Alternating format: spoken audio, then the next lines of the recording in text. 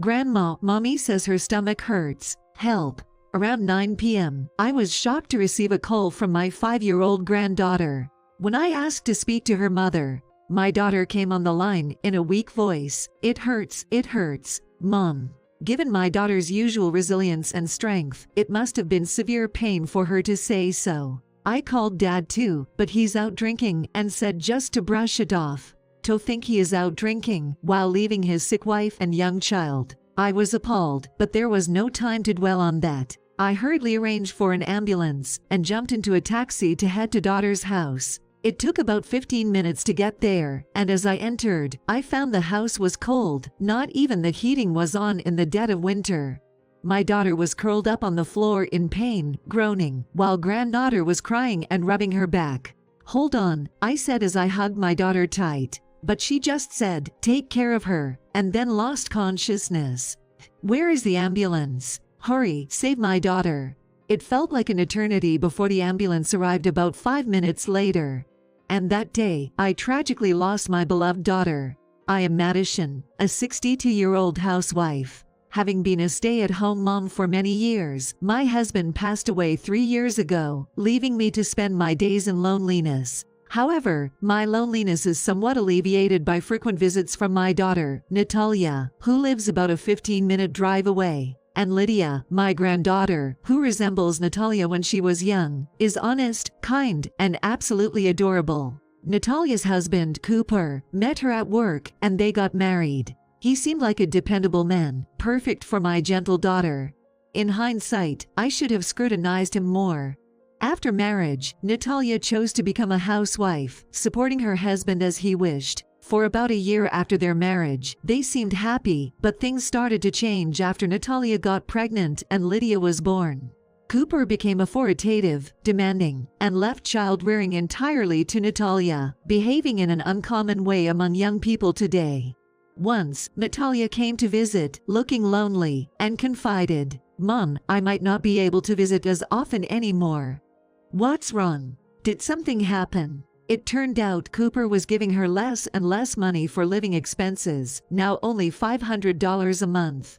With Lydia growing and needing more food and clothes, Natalia had to cut back on her own expenses, even finding the bus fare to visit me burdensome. I noticed she was losing weight despite eating voraciously whenever she visited. I asked her about it multiple times, but she always insisted she was fine. I was quietly worried seeing her such behavior. I started giving her money and bringing food, but it was hard to intervene in their marital relationship. "Call me anytime." That was the only thing I could say. Perhaps I should have confronted Cooper then. If my husband were alive, he surely would. I still deeply regret not making a different decision at that time. One winter night at around 9 p.m., Lydia called me, saying, "Grandma, Mommy's stomach hurts. Help." Asking to speak to Natalia, I could hear her weakly pleading for help. Natalia has always been stoic, so it must have been serious. Lydia told me, "Dad went out drinking and won't come home even if I call." It was infuriating to hear about Cooper's indifference while 5 years old Lydia was desperately trying to help her mother. But this is not the time to be saying such things. "Grandma's coming right over, okay? It's going to be okay." I arranged for an ambulance and hopped into a taxi, arriving at my daughter's house in about 15 minutes. The ambulance hadn't arrived yet, and rushing into the house, it was freezing inside, despite it being the dead of winter, with no heating on. My daughter was suffering on the floor, and next to her, in pajamas, my granddaughter Lydia was sobbing, "Mommy, Mommy." A 5-year-old child couldn't have been expected to turn on the heat. I took off my coat and draped it over my granddaughter. "Grandma, please help Mommy." I tried to lift my daughter, urging her to hold on, but she just said, "Mom, take care of her," and then stopped responding to my calls. It was clear, even to a layperson, that every second was critical as her breathing became more and more labored. About 5 minutes later, the ambulance arrived, but those moments felt unbearably long and filled with anxiety. In the end, my daughter was taken away by the ambulance, unconscious. I tried contacting my SIL, Cooper, multiple times during this period, but couldn't get through. What on earth is he doing at a time like this? At the hospital, the doctors managed to briefly bring Natalia back to consciousness. Natalia, can you hear me? Lydia and I are here. Mommy. Mommy. Mom, please, save Lydia. Get her away from Cooper. The diary. What? What did you say? I waited for her to say more, but my daughter lost consciousness again and never woke up. She had fallen down the stairs, sustaining internal injuries from a severe blow to her abdomen. If only the medical intervention had been sooner, she might have been saved. The overwhelming grief of never seeing my daughter smile again hit me hard. And my daughter's last words, save Lydia. Get her away from Cooper. The diary kept nagging at me. Grandma, Mommy won't wake up. Mommy. I could do nothing but hold Lydia, who refused to leave her cold mother's side. After calming down a bit, I gently coaxed the story out of my granddaughter. It seems Natalia had been preparing Lydia, just in case, practicing how to call Daddy, Grandma, and her close friends with speed dial. I praised my granddaughter for managing to make the call, saying, "You did great, you were so brave," but Lydia just shook her head and cried. And bit by bit, Lydia's story began to reveal shocking facts. I was astounded. What am I supposed to do now? But for Natalia and Lydia's sake, I can't just sit around and mourn. The next morning, I finally got a call from my SIL on my daughter's cell phone.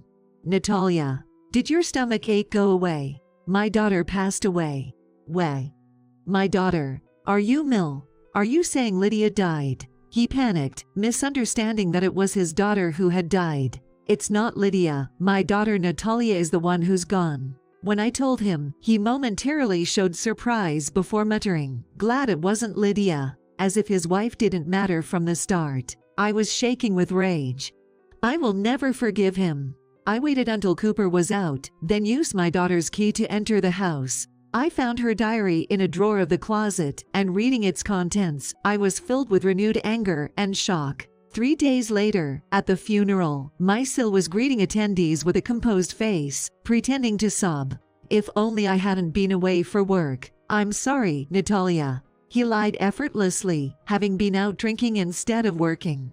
The attendees felt sorry for him, losing his wife suddenly when they had a young child. All the while, Lydia refused to go near her father and stayed by my side, her eyes filled with tears and fists clenched. Despite being just 5 years old, she seemed to understand she would never see her mother again. When a mourner asked Cooper why his daughter wasn't by his side, he approached us, but Lydia immediately tensed up and clung to me. Lydia, come to Daddy. No. Daddy is scary. When Cooper forcefully tried to pull her towards him, Lydia resisted, so I pulled her closer to me. If she's resisting, you don't have to force her.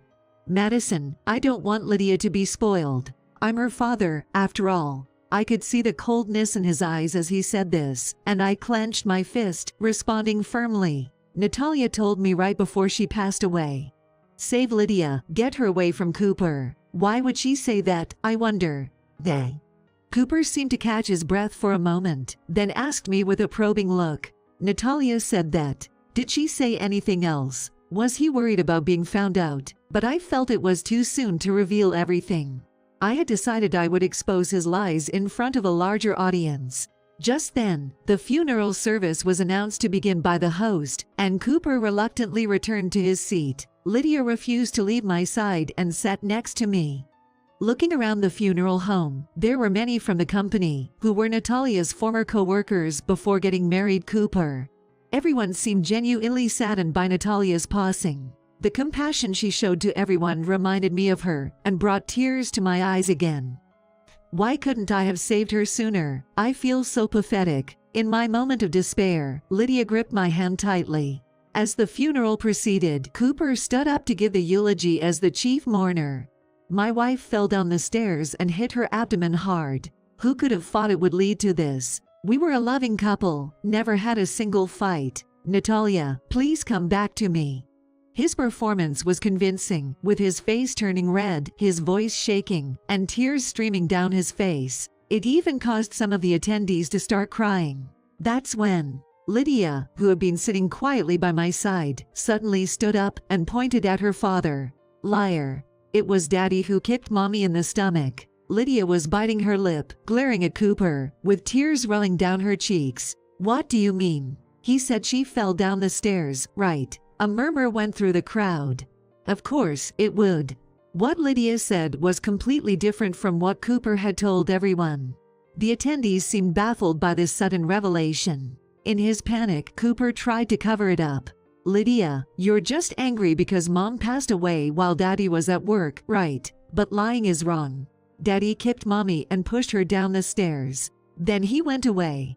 After that, Mommy cried that her stomach hurt, that it was really painful. That's right, Lydia. Mommy's stomach started hurting when Daddy wasn't there, so it's not Daddy's fault. I called Daddy for help, and you said you were drinking and told me to deal with it myself. That's why I called Grandma. Lydia, don't say anything more unnecessary. As murmurs of disapproval started rising from the attendees, Cooper hurriedly approached Lydia, trying to forcefully silence her. I stepped in front of my granddaughter, glaring at Cooper. Don't butt in, you old hag. Back off. As he tried to push me aside, I took out a notebook. It was Natalia's diary. Here, it's written what you've done. Everyone, please listen. Cooper tried to stop me from reading, but some people from the company held him back. I borrowed a microphone from the host and read it carefully, making sure not to miss a single word. The diary detailed the verbal abuse she suffered from her husband, the inadequate living expenses provided, and how she was tormented. It also mentioned that when Cooper was in a bad mood, he would hit or kick her, leaving her with injuries that were painful to even read about. Natalia wanted to leave, but she felt trapped because Cooper threatened, "I will never let go of Lydia," making it impossible for her to move on. The last entry was written with a trembling hand, "I'm in pain. Mom, help me." I couldn't stop the tears rolling down my cheeks as I read. The harrowing contents elicited cries that sounded almost like screams from Natalia's close friends and family. Natalia had been enduring this reality without telling anyone. "Shut up. I was just disciplining my wife. It's Natalia's fault for not being able to manage the housework properly because she's too busy with childcare. You were just taking out your stress on her, weren't you? I know you weren't even giving her enough for living expenses. I was giving her $500 a month. It's her fault for not being able to manage that. There's no way she could live on that. She was even skipping meals for herself, while you did whatever you wanted, didn't you? It's my money, so I can spend it however I want, right?" Murmurs from the crowd like only $500 for living expenses, discipline by hitting and kicking, going to bars, started leaking out, and everyone was casting disdainful looks at Cooper, whispering to each other. Rattled by their reaction, he started to lash out. "I'm telling you, I did nothing wrong. I just kicked her a bit, and she fell down the stairs on her own. So, you admit doing that. I'm saying, I don't know. I went out to drink right away, and I wasn't there when she died. If you had taken her to the hospital right away, my daughter could have been saved. I will never forgive you." No one was on his side, and Cooper eventually started crying pitifully. Then, the sound of a police car approached, someone having called them, presumably.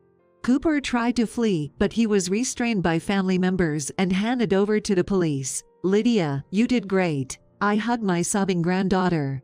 Afterward, the police examined my daughter's body before the cremation and found evidence. Given the grave nature of taking a life and his lack of remorse, it's unlikely that Cooper will be out from behind bars anytime soon. Lydia is now living with me. Gradually, she's regaining her calm and starting to smile again. I find myself rejuvenated by Lydia's smiles as I make an effort to stay healthy to bring her up. I would like to have a peaceful life with Lydia from now on.